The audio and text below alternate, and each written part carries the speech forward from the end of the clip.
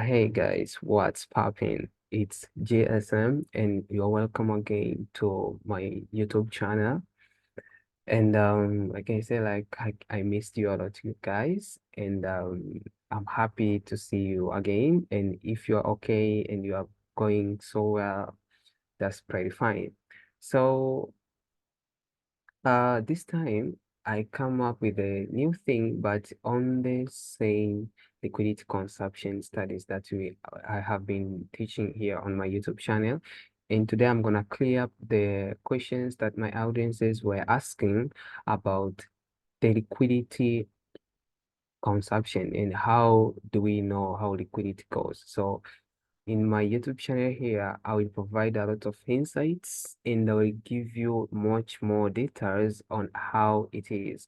I will explain almost each and everything from the beginning to my end, and I will show up the evidences from the trades that I'm taking, that I'm sending to my own Discord for the private group that I have. So you're gonna see how things are going, right? So without wasting your time here, let me explain here. Now, first of all, you have to understand why the price is going up and why the price is going down. This will give you much more clarity before we diving into other stuffs. Remember, if you want to control something, then you understand how it goes, right? Then understand how it goes. So it's like this. We say that price is creating highs and lows, highs and lows, highs and lows. But actually, if you ask someone why the price is creating these highs and lows, someone can say the price is creating these highs and lows in order to help us to understand the structure of the market, which to some point it's yes, but to some point it's no. Why no?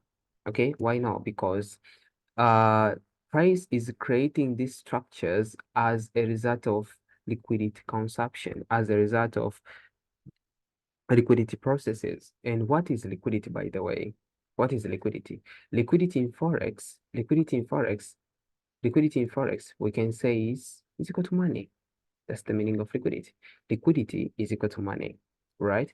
And if liquidity is equal to money, so money is something that runs the Forex market. Can you agree with me? Okay, there we go. So if the liquidity is what runs the market, and then here we have two types of liquidity within the market. Okay, two types of liquidity within the market. And we have orders. We have type of orders. Okay, we have type of orders that we may put into the market. We have limit orders and we have stop orders. Okay, limit orders are the orders that you get into the market and then you put the limit, then you wait for the market to get into your point and then trigger that limit. It can go to your side or not, but that's what we call the limit order. And then we have the stop order. Stop order is the order, for me, myself, what I know, the order that you put direct into the market and then you are waiting for the market to go into the direction that you desire the market to go. Or if the market will go against you, you're gonna stop. Okay, you're gonna put the stop loss, so we're gonna get out from the market. But that's what we call the stop orders. So we have these two types of orders: limit orders and stop orders. So these orders are two types of orders that are within the market. Okay, are within the market. So for example, let's imagine there is limit orders there in the stop orders running here. So if the market is okay, so if there is buying continuing here, means we have buy orders. We have buy orders because we have buy orders and sell orders. Let's say we have buy orders going on here. The result of buy orders will result the market to go to the upside, right? And if the market will reach to the sell orders or sell limit here, okay, and then the market will activate these limits and then it go down. But if the buy orders are stronger than the sell orders, what will happen then? The market will pause for a while and then it go to the upside. So as a result of this liquidation of orders in here and other liquidation of orders in here and in other orders, just where okay, maybe the order put the that some people put the orders in here, what happened is this: the market will tend to go up. But now you can see you have the structure created. Okay, so you can say the structure is a result of the liquidity consumption done by the market. Okay, done by the market. And then by understanding that, And then by understanding that, we say like if the market is bullish, we want to see the market creating these bullish breaks. Okay, market is going up and then creating these bullish breaks. And if the market is bearish, we want to see the market going down and then creating these bearish breaks. Okay, now we can say this market is bullish. Okay, so then we say that if the market is also bullish, we want to see the market goes up and then come down within these areas and then it goes up again. Okay, come down and then return to this area and goes up again. So what's the reason for the market to return into these areas and then it go up? What's the reason why the market return into these areas and then it go up? What's the reason here? Okay, now understand this. Okay, now understand this. If the market was bullish, in here, there was sell orders that were, okay, that were intervening to these areas. The market, there was some kind of sell orders that entered here, or the people who get into the market and then start buying within this market were taking some profit. So then it results for the market to go to the downside. But at this area here, some people get into the market and then buy at this point, and then the market started going up. So in these areas now, we have two types of orders. We have buy orders in here, and then we have sell orders in here. Okay, so if you have two types of orders, then we can say this is the liquidity area. Okay, this is the liquidity area. So simply, if it's the liquidity area, we want to see the market get into this liquidity area and then it go to the upside. Okay, and then it go to the upside. So by having that idea in mind, there is some ways that we have to mark the liquidity area. How do we mark it?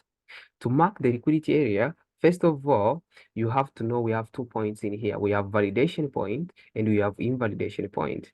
Validation point is the point that validates that we are bullish. In order for the market to validate it's bullish, we want to see the market do something like this.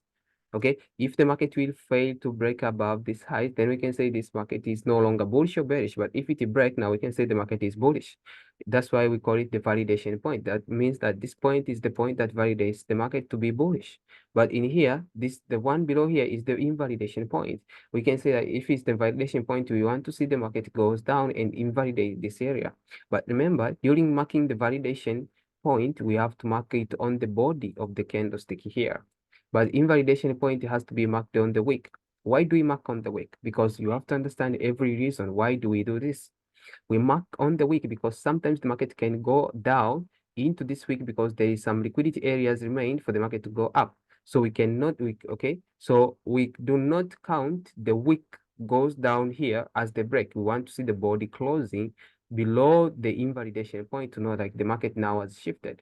So this invalidation point, we can you can even call it the shift point. Okay, names are not important, but to understand the logic is something very important. So if the market will tend to break below this, now we can say the market has shifted, but we want to see the candle closing below here. Right? Okay. Okay. So if then the market get into these areas, we want to see some kind of characteristics that will help us to take the decisions based on this price action here to go to the upside, or if this characteristic won't be seen, then the market will simply take out this area, and then maybe we can say the market has shifted. Okay, the market has shifted. All right, so by understanding that, then we say, because now the liquidity areas are everywhere. Okay, the liquidity areas are everywhere. You can see this picture on the 1 minute, you can see this picture on the 1 hour, you can see this picture on anywhere, on any kind of time frame. You can see the bullish liquidity areas and bearish liquidity areas, so you can see them. So now, in order to put these things into systematic way, we have the coordinations of time frames. We have the coordinations of time frame. How do we coordinate these time frames so then we can take the best decisions? Right? Okay. In here, I say this. In here, I said this. First of all, we have divided coordination of time frames into total. We have monthly coordination. We have monthly coordination, then we have weekly coordination.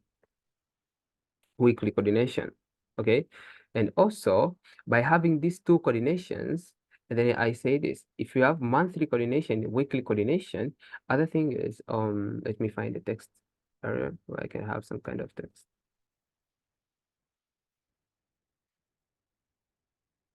Oh, know how to take the notes in here, but it's something very important.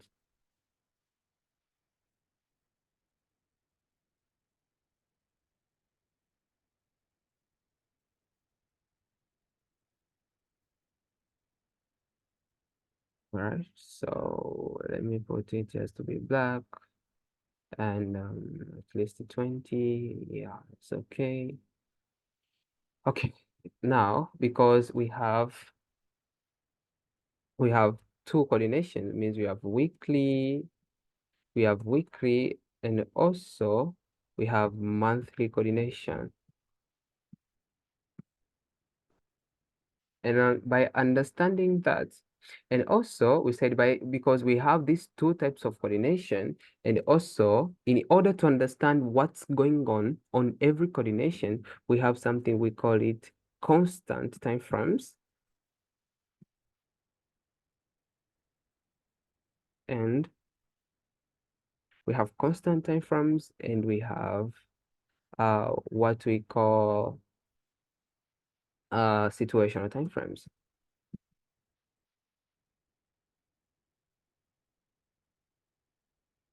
Constant time frames and situational time frames.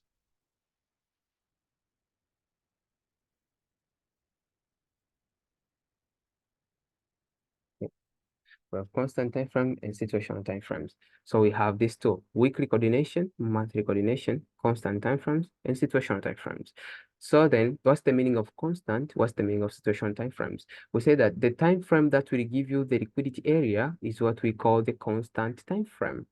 Okay, time frame that will give you the liquidity area is the time frame that we call the constant time frame. And the time frame that you're gonna check within that liquidity area according to the direction that we have. Okay, and the area where we're going to check within this liquidity area, what do we have? Or to check the liquidation process, we're going to call it the situational time frame. The situational time frame. Let's say, for example, you have this liquidity area from the monthly. So you have to check within these liquidity areas, the areas that were not consumed, because I will teach that later on in later videos. So if the market will get into this, you have to check the liquidation process in here. So how do you check the liquidation process?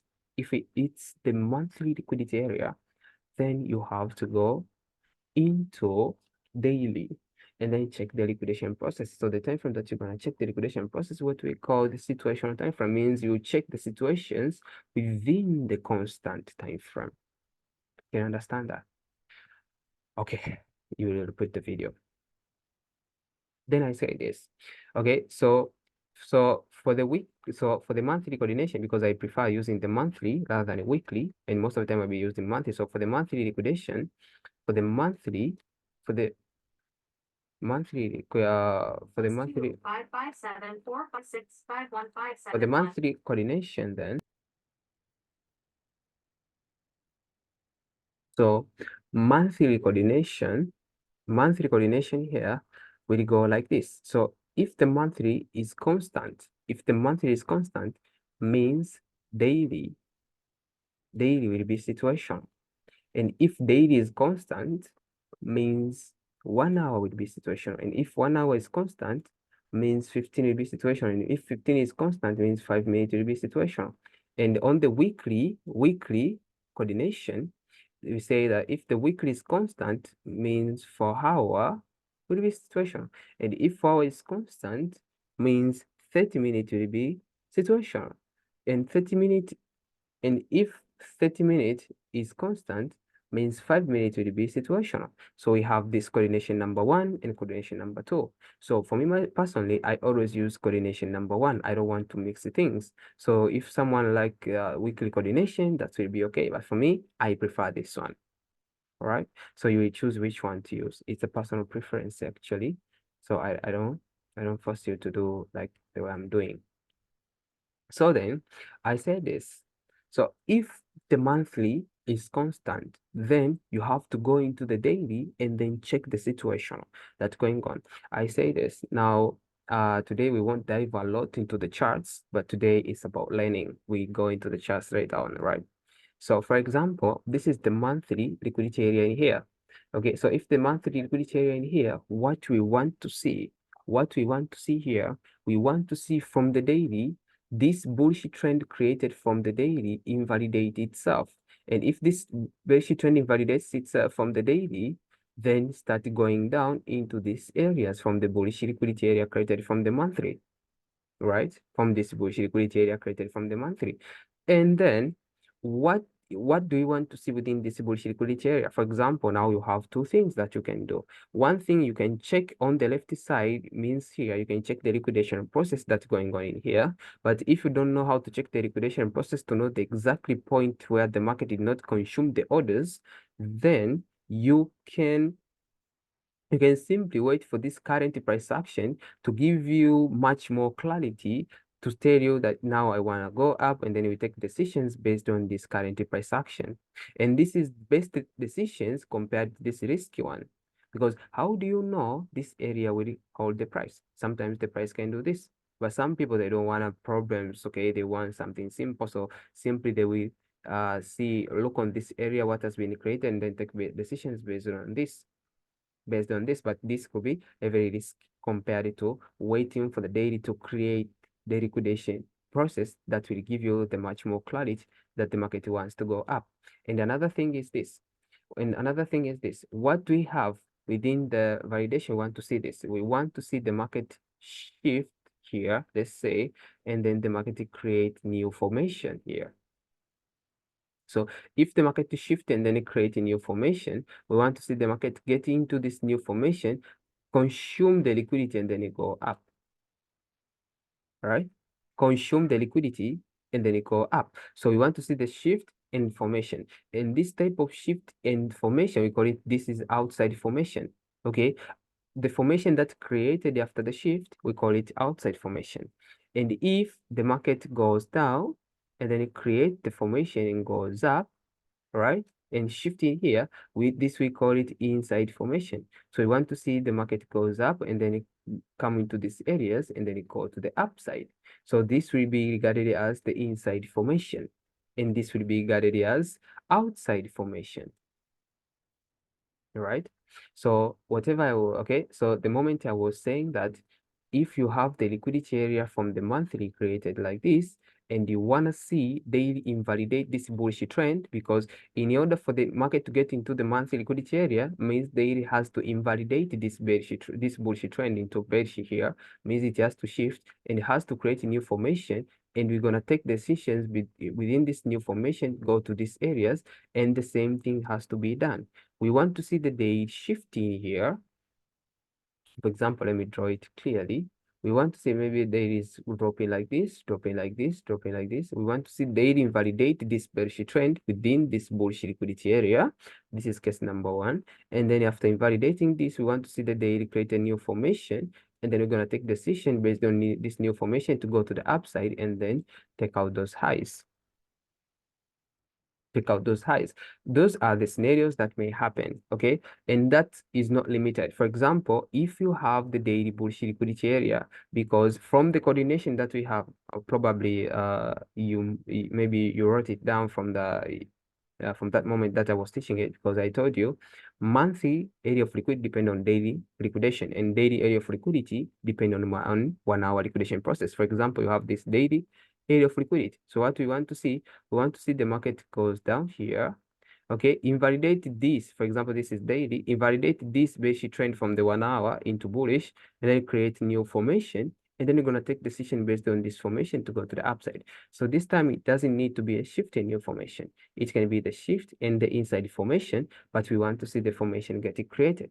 Formation has to be created. So you have to write down your rules. Means that if you want to return on any liquidity area, or if you are within the liquidity area, what you want to see is the shift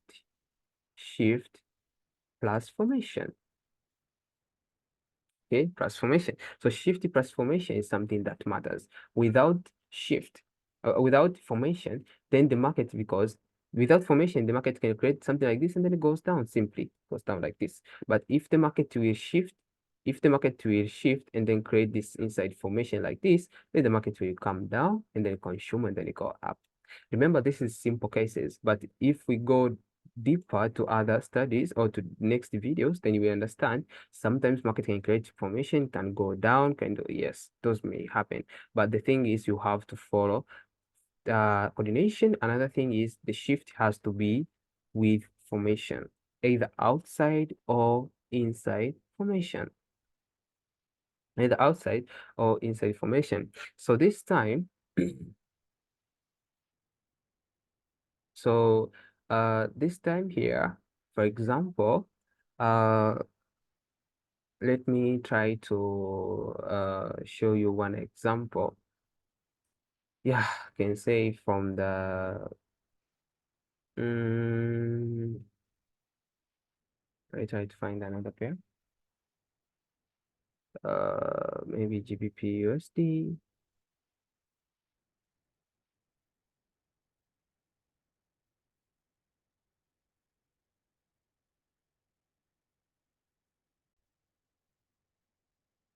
Okay.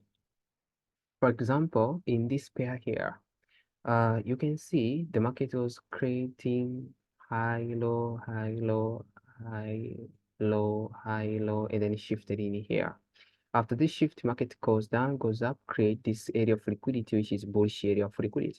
And then now you can see the market was coming inside of this area of liquidity. So what I want to show you, how the market get into this area of liquidity, like the way I told you, right? Like the way I told you, so you can mark out this area of liquidity from, this is validation from the body, invalidation from the wick. And then let's go to the daily, and then let's imagine this. So for the market to return into this area of liquidity in here, okay, so for the market to return into this area of liquidity created into these areas, because this is the bullish area of liquidity, right? This is the bullish area of liquidity from the monthly. So for the market to return into this, we want to see the daily invalidate this bullish trend here, like this way, the daily invalidated. And then the daily also has to create a new formation, which is this one, okay? And also, this shift from the daily has to be validated. I've not told you about the shift validation. So that will be the next video. We're gonna call it the FTA, first troubled areas, because you have to combine all time frames. First troubled areas would be the next video for you to understand. So this video won't dive deeper into the charts. I want to show you to the example, the only one example, and then the next video will give you another. Okay, it will give you another insight on it, because you have to go slowly, one by one, until we finish. Then we see how we analyze the charts. And then in here, you can see the market creates this high, low, high, low, high, low, high, low, and then it comes to shift in here. But the shift validation, of course, was in these areas here. Okay, how do we validate the shift? The shift from the daily has to be validated by the week. So the day shifted in here, and also the day created the formation, which was this one, but the price came and then consumed it. Remember, the shift happened here and its formation, sorry, and its formation was this one. So the market came down and then it consumed it. So probably the market can go up and then see the areas in here that were not consumed, because this is the daily. So we can go into the 1 hour and then check the liquidation process that we are going on into the 1 hour to identify the area that was not consumed, and then for the market to go up and then consume it and then it's still going down into the monthly area of liquidity, which is this one. And remember, we are using the higher time frame zero. So you don't need to focus with the always monthly and daily. No, you can use the daily as constant, and then you can just go with the 1 hour and other time frames. That's better. So you don't need to focus with higher time frames all the time. But to understand the higher time frames will help you to get the long-term trades. Okay, so you have to be the intraday to swing trader. So you can see the market goes up, consume something on these areas, maybe into these areas. I think from the 1 hour, we can see where the market consumed it. Or let's go into the 1 hour and then check the consumption. Yeah, I see the good thing in here. Now from the 1 hour, you can see the market was creating this high, low, high, create this formation here, consume it, create this formation, consumed by the week. So means this area is completed. Okay, now I teach you the consumption in the next video. So the market goes down, goes up, goes down, goes up, goes down, and then it goes up, shifted in here, create this new formation. The market did not consume that formation. So maybe maybe the market came into this formation that was not consumed in here. So if you can go into 5, into somewhere else, we can see this formation maybe it was not consumed. And maybe the market came into that area. And if not, yes, you see, it's just a little tap into there. Then the market is started dropping into these areas. Okay, so this is how it goes. I give you just a short, yeah, I mean the short knowledge about these consumptions. So the market tap right there on the consumed area, and then now the market is starting to print like this. Okay, so if after the monthly get into these areas, the same thing has to happen. Remember, we are on the monthly, but on this daily liquidity area that was created in here. So if it's the daily liquidity area, the same thing has to happen. The same thing has to happen. So if the same thing has to happen, there we go into where? Into the 1 hour, and then see what was going on. So let's check. Still, it's going down into this liquidity area that was created. Remember, we do not rely on this kind of price action. No, we don't rely there. We don't rely on this kind of price action. We rely on the current price action here. So you see, so you can easily see, for example, in here, let me remove this one. Let's go to the 1 hour because we are on this. We can say this doji can be the area of liquidity sometimes. But also, because we have this, let's go to the 1 hour and then check the liquidation process in here. So you can see from the up here, you see the market was creating something like this. High, low, congestion, high, low, and then shifted in here. This is what we call the shift, but was this shift validated? So because we have to validate this shift. So if I go to the forward to validate, and then you see the forward also shifted right there. Let me do this. Sorry, put it back. The 4 hours validates there. So means the shift from the 1 hour is validated. And you can see from the 1 hour, we had the shift in here. The shift happened in the 1 hour and the new formation created. But sometimes the market can go down because I told you if you have the 1 hour liquidity area, you have to go even on the 15 to check the liquidity area that we are not consumed. Was not consumed. So into the 15 easily into the 15, you can see we had this liquidity area formed right there. Formed right there. I'll tell you on the next session why I marked up on this week here. Okay, so we had that liquidity area. So let's see when the market will be dropping. Okay, why I choose the 15 liquidity area? Because why? Let's imagine this. If the price create this liquidity area from the 1 hour and there is small liquidity area remaining on the 15, the price tend to consume all liquidities and then it go to the side where the market want to go. So that's why I choose this area for to see the market just tap right there and then it started going up. And then started going up into where? There we go. From the daily into outside. Remember, all these processes were coming from the monthly liquidity area, right? So maybe it's our time to get outside from the liquidity area. So you can see I did the same thing here. I did the same thing here. Here I just used the 1 hours, the 1 hour liquidation process, but we are on the and this daily liquidity area formed right there.